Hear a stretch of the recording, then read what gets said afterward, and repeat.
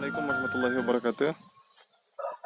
Pada video kali ini saya akan membagikan tips atau trik untuk membuat alas kandang subur atau sehat.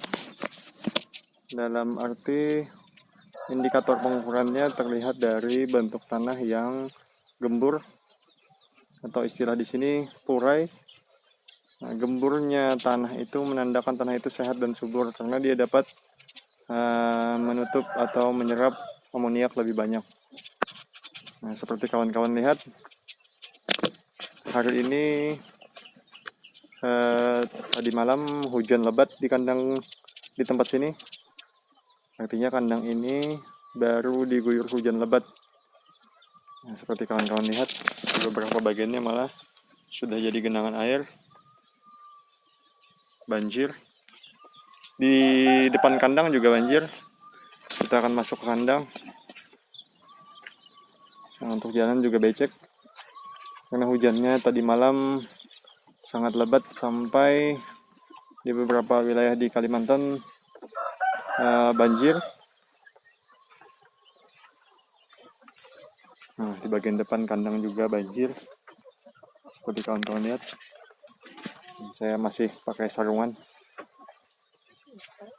soalnya habis Jumatan tadi.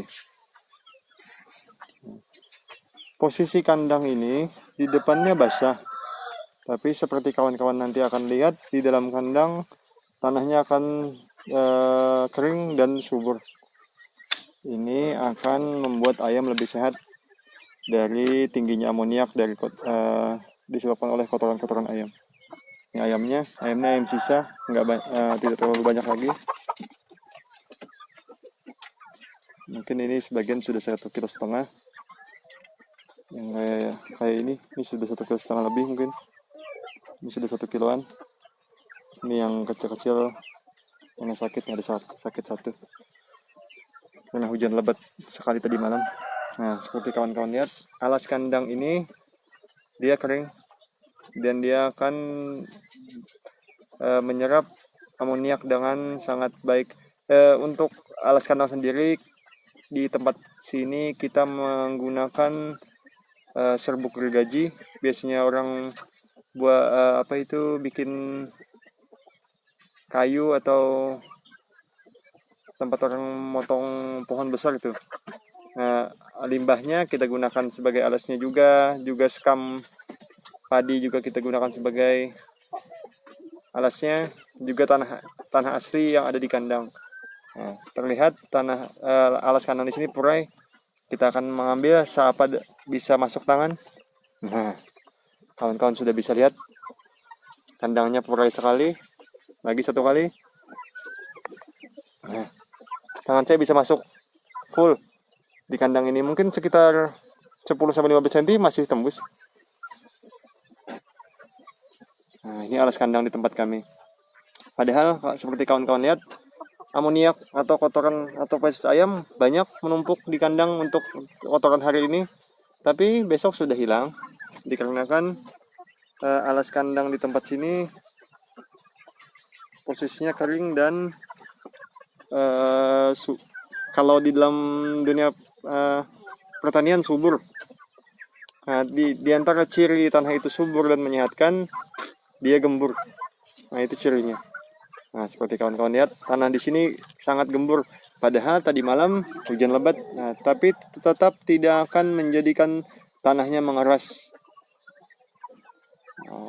Saya akan bagikan beberapa tipsnya agar kawan-kawan yang berternak ayam dengan teknik kandang umbaran atau semi umbaran juga mendapatkan alas kandang seperti ini, alas kandang yang sehat seperti ini. Padahal di bagian luar kandang basah. Ini seandainya tidak hujan, biasanya ayam kita lepas pada siang hari. Seandainya tidak basah, tapi karena ini dalam keadaan basah dan banjir, jadi ayam hanya kita letakkan di dalam kandang saja. Ini masih bisa masuk lagi, masih dalam lagi nih. Nah, masih masuk lagi. Nah, tips dan triknya agar kawan-kawan bisa membuat alas kandang seperti ini. Yang pertama, sebetulnya biasanya para peternak itu membagikan tips menggunakan probiotik pada pakan. Itu betul, itu untuk memicu atau istilahnya bakteri starter. Itu betul, tapi faktor utamanya bukan hanya bakteri. Faktor utama yang menjadikan alas kandang itu subur atau sehat adalah jumlah waktu yang lumayan lama. Kandang ini sudah ada sekitar 7 bulan, 8 bulan. Nah, selama 7 bulan sampai 8 bulan, tanah di kandang itu akan terus meninggi karena feses yang menjadi humus. Dan dia akan menjadi tanah yang subur. Bakteri probiotik juga membantu untuk cepatnya terurai feses. Tapi bukan hanya itu saja faktornya. Waktu yang lama akan membuat bakterinya mature atau jumlah bakteri mencukupi untuk menampung amoniak sebesar itu. Jadi bagi kawan-kawan yang alas kandangnya masih padat atau keras, bisa dibantu dengan pencangkulan, cangkul tipis, diberikan larutan probiotik baik dari merek E4 atau merek-merek yang lain. Bisa rutin saja dibuat, dilakukan penyemprotan entah 1 bulan sekali atau 2 bulan sekali, semprot saja terus menerus. Nanti lambat laun alas kandangnya akan gembur, akan jadi sendirinya. Jadi paling cepat waktu untuk penyuburan itu 2-3 bulan. Nah, kalau kawan-kawan pernah membuat tanah gembur dengan metode organik untuk perkebunan, nah, tekniknya mirip seperti itu, cuma bedanya untuk kotoran dari hewannya langsung diberikan oleh hewan tiap hari. Hanya tinggal menjadikan lahan itu mature atau subur pada asalnya. Nah, itu yang pertama.